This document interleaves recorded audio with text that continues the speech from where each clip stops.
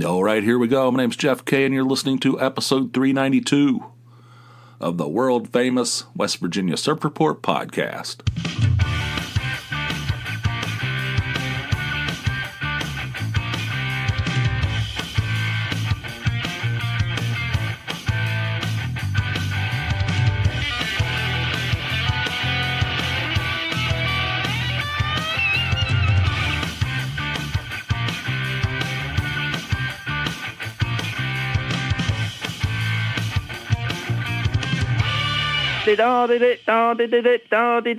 Home alone, my friends. Home alone. All weekend. Since Saturday. Tony's away. The older boy's away. Tony's away. And the younger boy's living in Pittsburgh. So I'm here by myself. Well, me and the murderous kitty, who pops in and out. He doesn't live here, but he spends a good percentage of his life here. So basically it's me, home alone, and the kitty every once in a while. Yeah, he takes a break from murder, from slaughter, torturing animals, killing them, eating them, and he pops in every once in a while. But it's basically me, and I was like, oh my God, when I was heading up for this, because Tony's down in South, I literally don't know where she's at. I don't know what state she's in. I don't know if she's in North Carolina or if she's in South Carolina. She's down there in Carolina and visiting her sister. And I was looking so forward. I was like, all right, this is going to be the best thing ever. This is going to be the greatest weekend ever. I got all this stuff I need to do. I got a list of things. I'm going to get all this stuff done. I'm going to be uninterrupted. I'm going to be home alone. I can blast music if I want. Just crank up the music. And it's going to be fantastic. I'll get all this stuff done. I didn't get much done. I don't get any sleep. That's a big part of my problem. I can't sleep very well. I have like all kinds of shit on my mind. Like I wake up at, too early, like 7 or 6 or something, and then I start thinking about work, or I start thinking about other things that in my personal life that I'm concerned about or I'm worried about. And then my mind just takes off. It's like running full speed ahead like a sprinter. My mind just becomes a sprinter. And I'm just thinking and thinking. I can't. It's like I may as well just get up. And then I'm dragging all day. I don't feel like doing anything. It sucks. I don't know what's wrong with me. But anyway, it didn't really work out. I'm still... Well, okay, as I record this, it's Monday, but I had to go in on Sunday. I had to go to work. So in the middle of my beautiful weekend, I had to go to work from, I don't know, I was in there from like 2 to 8:30, 6.5 hours, right in the middle, because I had to cover for somebody, but I don't want to get into all that. But so that kind of screwed that up. My boss said, just take Monday off, take it as a comp day. So today's Monday. I am off, but I woke up too early again this morning. My brain's not functioning exactly right, but it's been all right. I've been watching a lot of baseball. One of my favorite things to do right now when baseball, especially when the Reds play on the West Coast, is like watching it on my computer and commenting in the Reddit. There's a Reds Reddit page, on Reddit. There's a page for Reds fans, and every time there's a game going on, they have a game thread, and people are just on there commenting. Like Reds fans are on there making comments, and I love doing that. Might have a couple beers, just going on there and making comments. Little observations, some of them about baseball, some of them about, whatever, like somebody somebody that you see in the stands. You could just, there's a lot of comedy on there. People making sarcastic and biting remarks. It's fun. It's a good time. It's a fun way to watch the game and interact with other Reds fans and be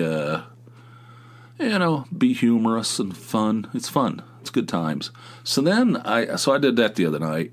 Well, a couple nights. Because one of the nights they had a 3-hour rain delay, so they didn't start till like 10:30. That was beautiful. That was perfect. I was right in my wheelhouse. So I was participating in that Reddit board. It was fun, good times. And then I was making some good wisecracks. That's what I do. I'm very good at that. Like little, just quiet until the opportunity arises, and I come out with some kind of biting remark.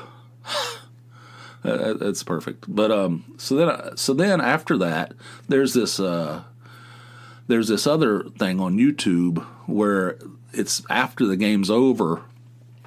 These guys broadcast live on YouTube, and they it's two. I don't know who these people are, but they have a post Cincinnati Reds game chat on YouTube, and you can go on there and there's a chat feature, and you can type your stuff in there, your comments or whatever.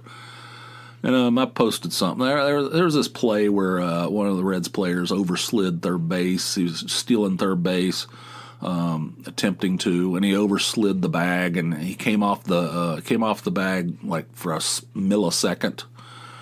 And the Cubs challenged, and then they called him out because they reviewed it, and they saw that his hand or his body came off the third base for a split second. And I put on there, has he ever thought about, because he goes in head first all the time, and he comes off the bag all the time. He overslides it, and he comes off the bag. I said, has he ever thought about maybe going in feet first? If you go in feet first instead of going in like Superman, you have a better chance of staying on the bag. And so this, I put that in there. I didn't know it was controversial. I mean, over on that Reddit board, I think I put that on there too, and everybody's like, "Yeah, you're right. He should maybe think about going in certain circumstances." It is a more subdued group. But on this thing, this podcast thing or whatever, this guy, he was like, "Who's this idiot? You people make me sick with your stupid, It's like, Jesus. That guy was like I triggered this guy, just by saying maybe you should go in feet first. I'm like, all right, this thing's a little bit too intense. I don't like the tenor of this thing, but I think I'll stick with the Reddit board. Those are my people. All right. Anyway, so I did that, and then I go to bed too late, and I wake up too early, and it's just screwing me up. I didn't really have that much fun. I miss Toney. I miss her. I wish she was here. It sucks. But she's down there today. She's in Greenville, South Carolina. They drove there. That's not where she's at. It's not where she's staying. But they drove there because we're thinking about maybe that. We've done a lot of research on where we're going to retire if that ever happens. I don't know. I mean, that's what we want to do, obviously. But we did a lot of research. And we've zeroed in on that place, Greenville, South Carolina. That seems, on paper, perfect, right? So she's there today, and she's sending me all these pictures. I'm like, this place looks like paradise. This place looks like, she goes, this might be the place. She goes, I think this is the place. This place is great. They even went and looked at townhouses and stuff. So I don't know. And I was like, oh my God, we need to make this happen. We need to make this happen, man. I'm losing my mind. I don't know how much longer I can hold out. I'm losing it. I'm barely hanging on. Retirement. That sounds.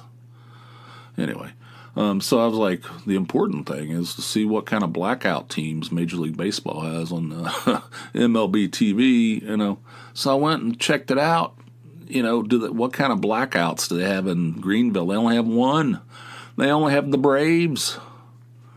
We have 4 up here. I have 4 teams that are blacked out. I can't watch the Reds play 4 teams.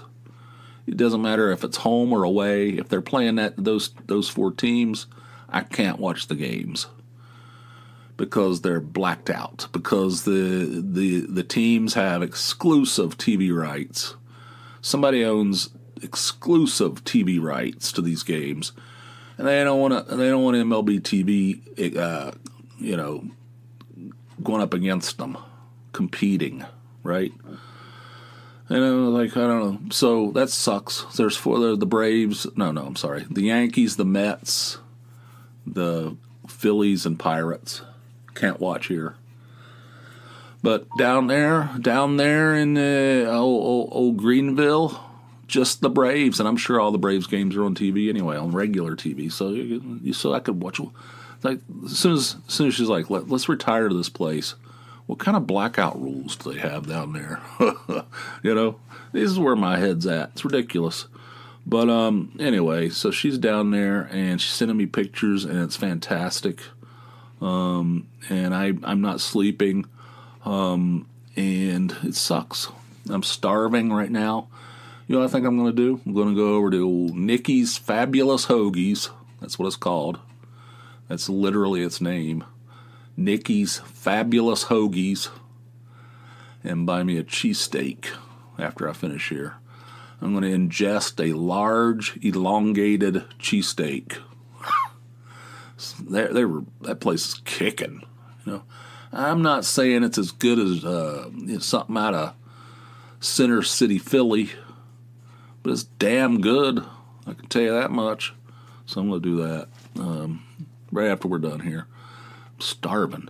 My brother, out of the blue, sent me a list of... Hang on a second. Let me grab my phone. Out of the blue, he sent me a list of his top 4 worst TV shows of all time. Let me find it. Hang on a second. This is his top 4 worst TV shows ever. This is just out of the blue. He sent me this. We weren't talking about it. This just appeared in my texts yesterday. The top 4 worst TV shows according to my brother Tim. All right, number 1, Hogan's Heroes. I don't know. That show's... it's not great. It's not funny. I don't know. I don't find that funny. It's all right. It's one of those, I'd say, second tier 60s comedies, 60s sitcoms. I don't hate it. I don't know. He hates it apparently because he has it as number 1 worst TV shows ever. It has Sergeant Schultz. I see nothing. I know nothing. That's kind of funny. Okay, that's probably not enough. I don't know. It's kind of stupid. The thing about Hogan's Heroes, though, so that thing was in the 60s, 20 years after World War II ended, and they have Nazis. They have a Nazi sitcom 20 years after the end of World War II. They have a sitcom featuring Americans. It's not a concentration camp, but it's like a prisoner of war camp, I guess. They got them stuck it's Americans in a prisoner of war camp. Surrounded by Nazis. This is a sitcom premise. That's bizarre. Just think about that. 20 years after all these people, after this country and the world went through this horrible war where many, many people died, millions. And let's make a sitcom out of it with cartoonish Nazis who are, some of them are not even painted as evil. I don't know. Some of them you like, kind of. It's kind of weird, His number 2 worst TV shows ever, F Troop. I can't remember ever seeing that. I know it was on. I've seen probably a couple episodes of it, but I don't have any opinion on it. I haven't seen it enough to have an opinion on it, to tell you the truth. I've seen it here and there back when, years ago. Don't really have an opinion on that. F Troop. I don't know. Number 3, Alice. I'd agree with that. That's stupid ass. That stuff's garbage. The 70s and the early 80s, TV was horrible. It's like shockingly bad. I mean, the only thing good was Late Night with David Letterman from that era. You know, I mean, there's nothing going on. I mean, TV was awful. Alice sucked. Alice was a terrible show. It had that stupid ass, what's her name? Flo Dingleberry, or I don't know, what was her name? Flo was her name. And she had one of those 70s sitcom catchphrases, and everybody thought it was hilarious. Kiss my grits. Kiss my grits. Like, oh my God. This thing's stupid. It sucks. I think she got a spinoff. I think she actually got her own show. I think it was called Flo. That thing was terrible. That whole show, Alice, sucks. That thing was terrible. That kid, that little booger eater, that son, I don't remember his name. He sucked. He was irritating. And the whole thing's terrible. The only good thing about that show, about Alice, was, of course, Mel. You know, Mel Sharples, the cook. He was all right. You know, but the 70s, that is a perfect example of the kind of shit. That was a big hit show. That thing's stupid. That thing sucks. Alice. Give me a break. I'm with you on that one. And last, Rockford Files. I don't know about that. That's another show that I've never watched much. I don't know. I think a lot of people like it. I think it has a pretty good following. I don't know. The Rockford Files, I think that one might be controversial. Again, I don't remember watching that much. And I don't remember watching it too much. So I don't have an opinion on it. He seems to dislike it a great deal. What do you think about that?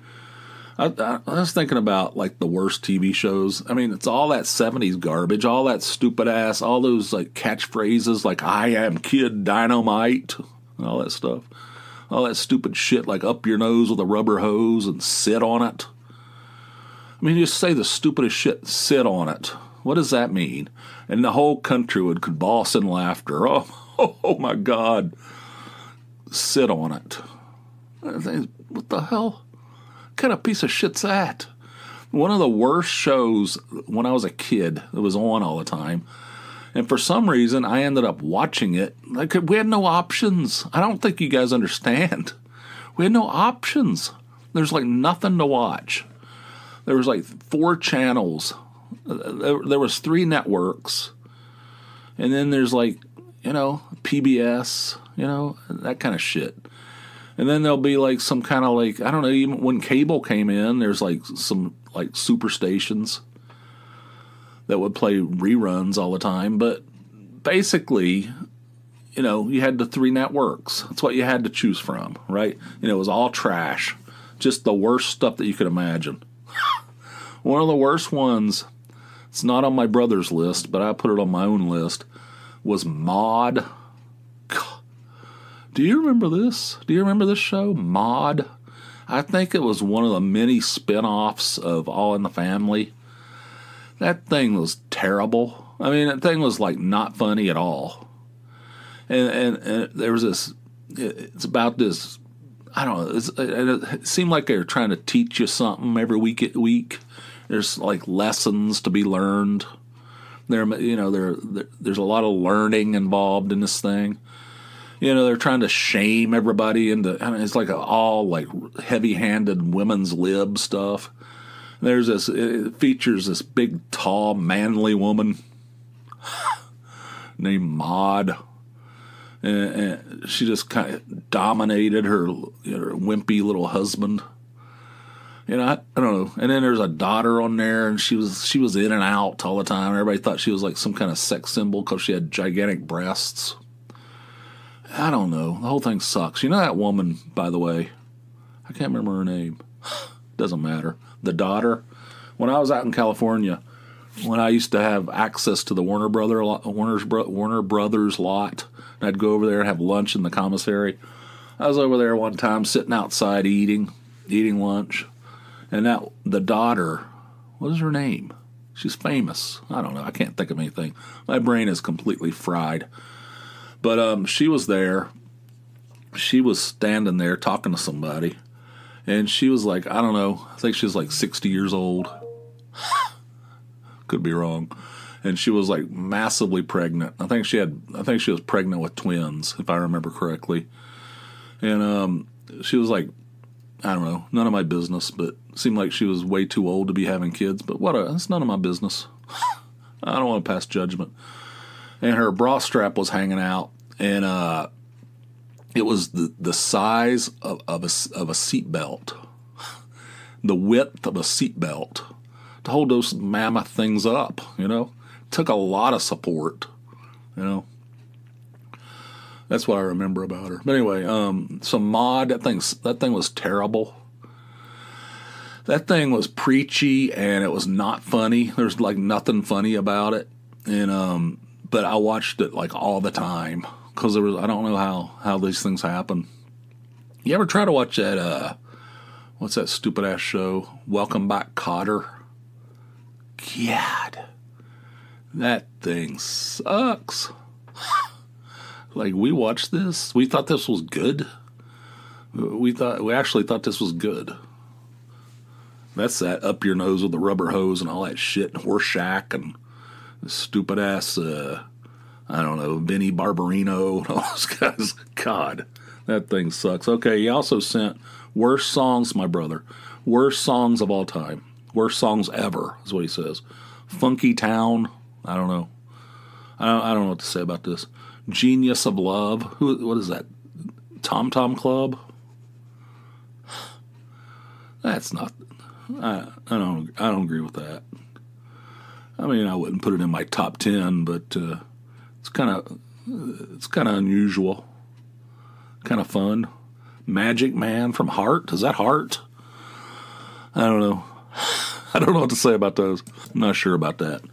But that's his top 4 worst TV shows: Hogan's Heroes, F Troop, Alice, Rockford Files. I think a couple of those are controversial. Worst songs ever: Funky Town, Genius of Love, and Magic Man. I don't know what to say. But so what do you think are the worst TV shows of all time? Of all time.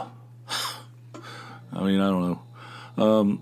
I feel like you could come up with something better than Rockford Files. I don't know what his deep-seated hatred of that show is. I have to talk to him about it. Maybe you can call in. But you guys can call in, too. Tell me the worst TV shows of all time. Tell me the worst songs of all time. The worst songs of all time, number one, and it's a cliche, because everybody says this. There's always, like, if somebody says, what's the worst movies of all time? There was a period of like in the 90s, if you ask somebody, what are the worst movies of all time? People would always say the same ones. They would say Ishtar, Heaven's Gate, Waterworld, And then there was a period where people would list Cabin Boy. Now it's probably been updated. I don't know. I'm behind the times. I don't know, but there's always these automatic answers to questions, and one of the ones is the worst songs of all time. Everybody says We Built This City, but I agree with that. I know it's a cliche, and I know it's an easy answer, but I that thing makes my skin crawl. We built this city. Just hearing that just makes my, oh, God. That thing's terrible. I have a connection to it. I was working at that grocery store in Greensboro. My life was spiraling down, and that thing was on they played top 40 radio in there, and that thing got played. It felt like it got played every half hour. I'd be in there like, oh my God, I can't believe it. I'm so far behind. I don't know what I'm doing. I don't know how to keep this bleach in stock. I don't know. Everything's all messed up. I gotta, we built this city. Like, oh my God, make it stop. It's like torture, like Chinese water torture. But anyway, tell me about your, if you want to call in, we have a hotline, 570-290-8151 is the number. Tell me, what do you think are the 3 or 4 worst TV shows of all time and why? Is there anything worse than Maude? How about the Rockford Files? Anything worse than that? I think people like that show. I think it has a cult following. I don't know anything about it. I don't remember ever watching it, to tell you the truth. And I don't remember ever watching F Troop. I think I watched a couple episodes of it, but I didn't watch it enough to form an opinion. Alice, I agree with. And I don't remember, what was the other one? Oh, Hogan's Heroes. I don't know about that. I mean, it wasn't the greatest, but better than Alice. Anyway, give me a call, 570-290-8151. And speaking of the hotline, I have 2 calls, great calls, by the way. First one here is from our old buddy Ian in Scotland. Here it is. Hey, Jeff. Ian in Scotland here. So, you're still watching The Curse of Oak Island. Man, I told you, buddy. Told you. Years ago. Seems like years ago now. Quit. Get out. It's bullshit. But yeah, I tuned into that after I'd heard you were still addicted. That's what it is, mate. Addiction, let's face it.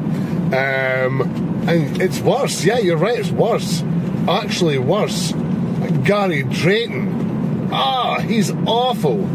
Oh, it's Bobby Dazzler. He's lost the plot. And the guy, who's the guy in the digger, in the excavator?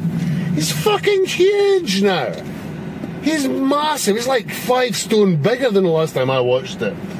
He's incredible. But what I've noticed is the intro is still the same, and it still mentions the prophecy, where they say, and in order to find the treasure, one more must die. So, if they know this, if this is indeed a prophecy that they believe in, get in the war room, sit around the table, and spin the fucking knife. Hopefully it'll end on Gary. Sorry, Gary. Prophecy demands a human sacrifice, and it's you. But, it seems to be pointless to go on without having that blood sacrifice. And yeah, I would tune in for that. I would gladly go back. I would tune in for that. So, that's my thoughts, an update on Oak Island for you. Right, keep up the work, mate. Bye! Yeah, I know. The problem with Oak Island, or the curse of Oak Island, is I've got so much time invested. I can't bail now. That's my thinking. And actually, I kind of enjoy. I don't know. I don't really enjoy it. I like the idea of watching it, and then I start watching it. It kind of pisses me off. It's like, why am I wasting time on this crap? This thing's like literally nothing happens. They just dig giant holes in the ground, and it's just like nothing ever happens. So it kind of makes me mad, So, but then the next week rolls around. I'm like, I gotta watch. There's a new episode of Oak Island. I have to watch that. Everybody on there irritates me a little bit. You're talking about Gary Drayton, the metal detecting guy. He started out okay, but now he's like he's drunk on. He got a little bit of attention with his wackiness. He's the wacky guy. It's always got the little. He has his own catchphrases too, like his Bobby Dazzler and his top pocket find and all that stuff. He has his little things. He has his shtick. But now he's drunk on celebrity. He has his followers, so it feels like he's just playing it up for the camera now. It gets a little old, all that. I don't even know. I like him. Not too bad. He's not as bad as some of the others, but he's playing it up for the camera. It's annoying. It irritates me when he does something like, "We're gonna find gold, baby." gold, baby. And then everybody's just like, ho, ho, ho, ho, ho, ho, ho. Oh, that Gary. Hoo, hoo, hoo. He's hilarious. God. So he's gone off. He's got off the deep end. He's playing for the camera now at this point. And you talking about the majestic Billy Gerhardt? Is that who you're talking about? that runs the heavy machinery. That guy, he's a golden god, Ian. The man, I'm strictly heterosexual.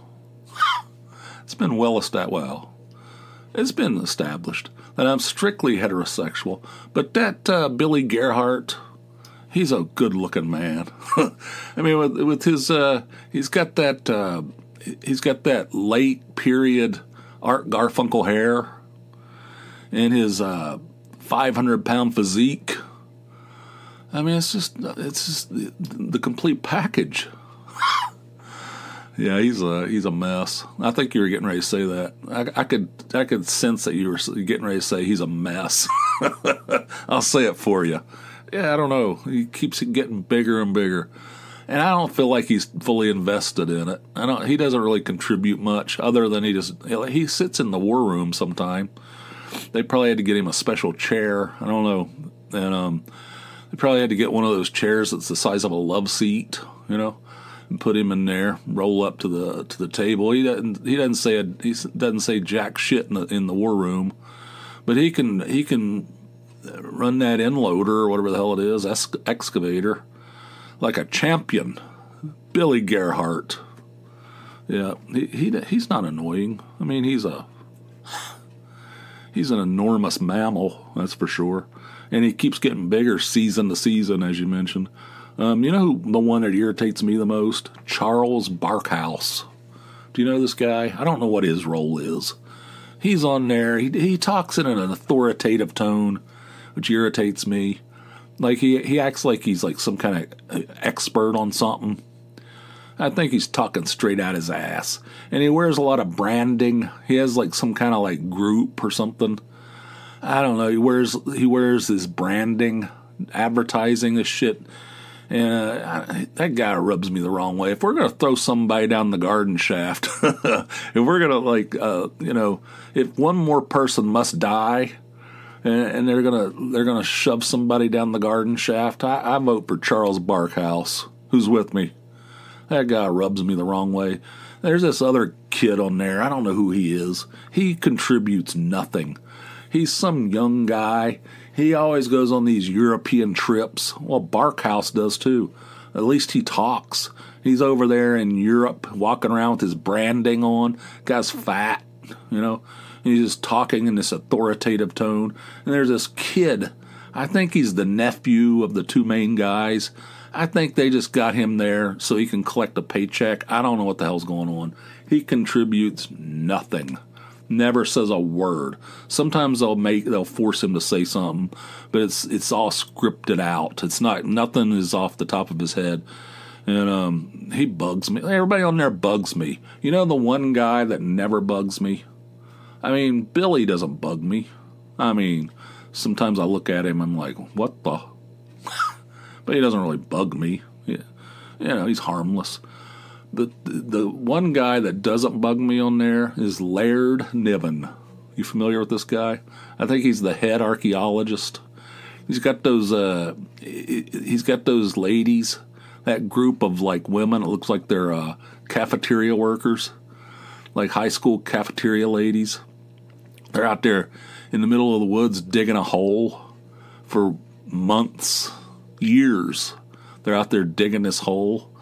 And he just goes out there and checks on them, and they're out there like, we found a piece of pottery that's about the size of half of a postage stamp. Ooh, great find. He's like the only one. He doesn't even pretend. Like all the rest of them are like, this is something that's This could be the key to the whole thing. This could be, and that main guy, what's his name? I can't remember. Rick and Marty. like Rick. He's like the who, what, where, when, why.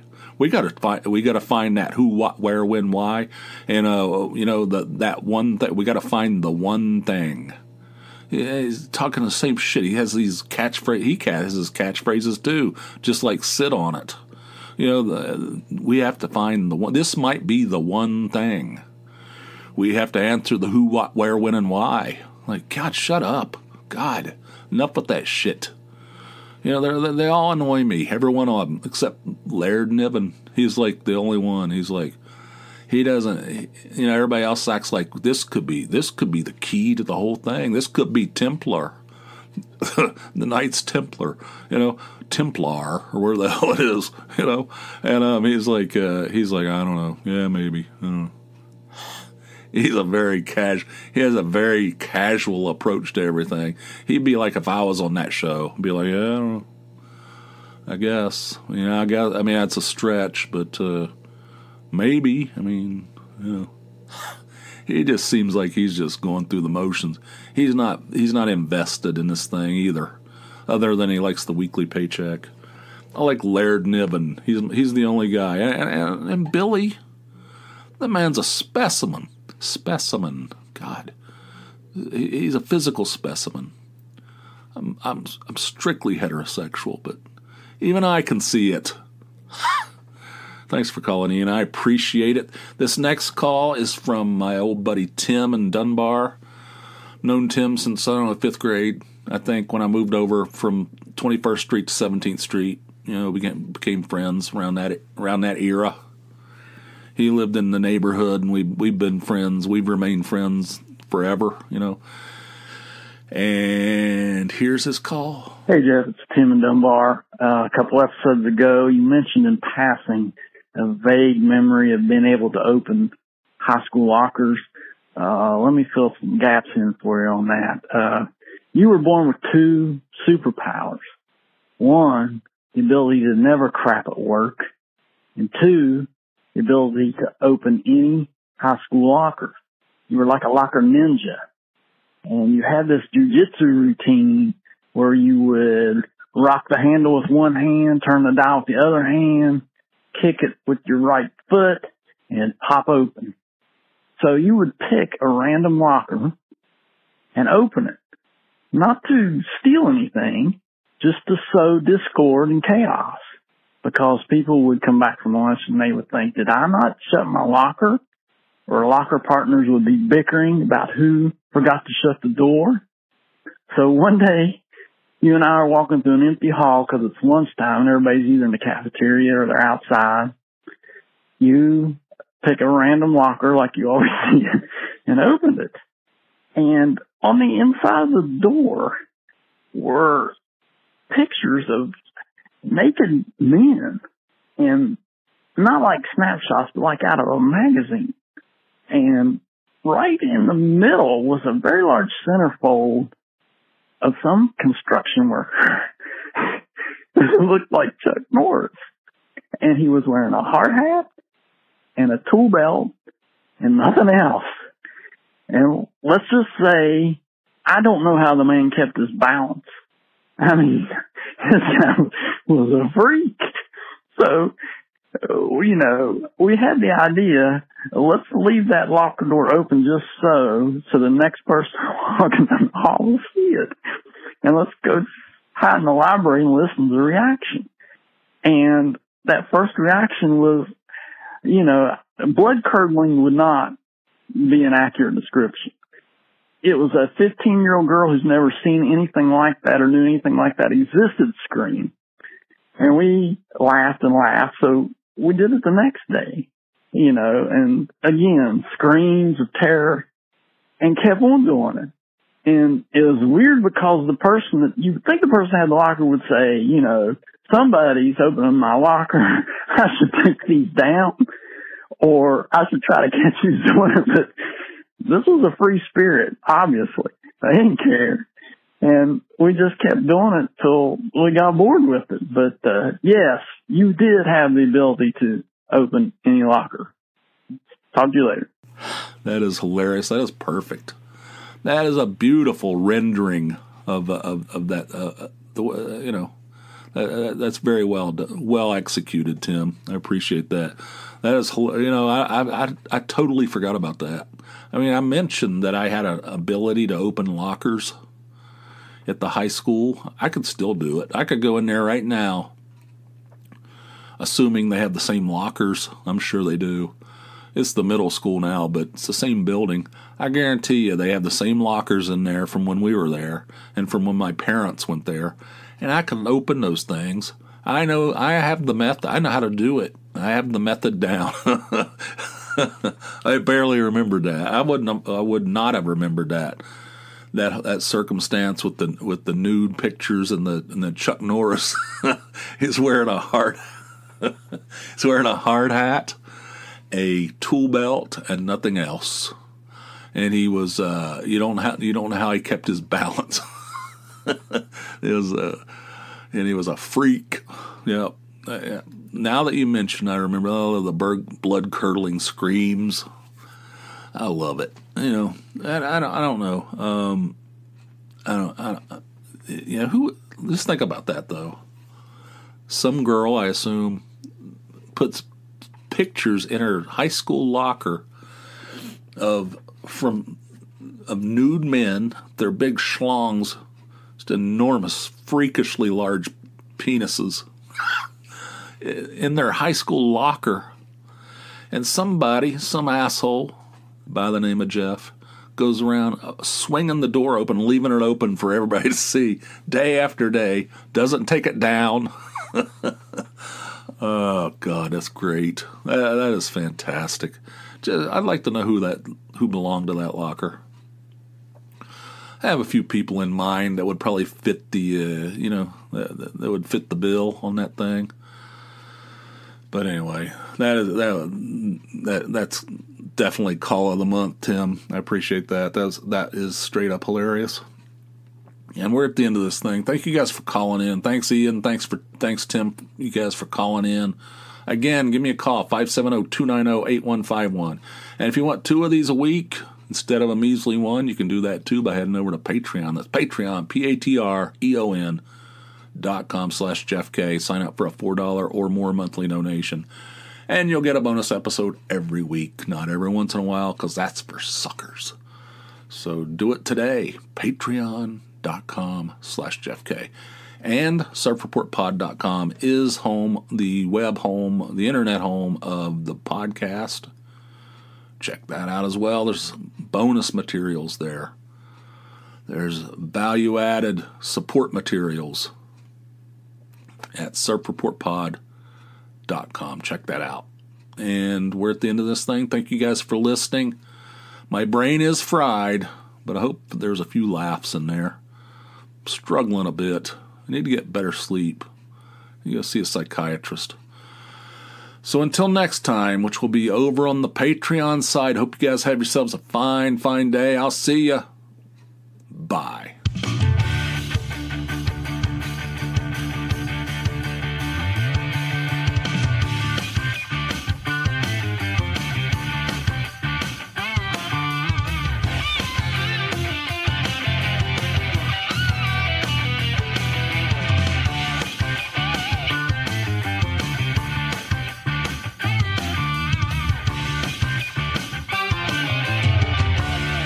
You can kiss my grits.